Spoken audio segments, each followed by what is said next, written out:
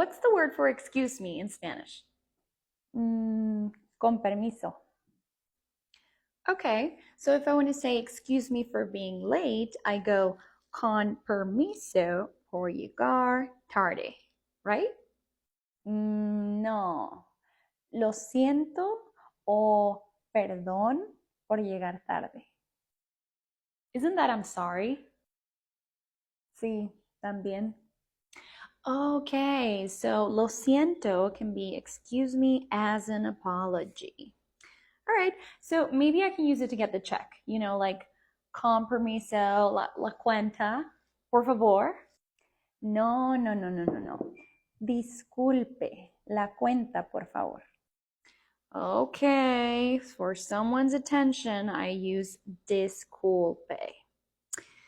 Are you sure con permiso means excuse me? Sí. Bueno, literalmente significa with permission. Whose permission? Okay, I'm an adult here, and I don't think I'm going to use that. No, no, no, no, no.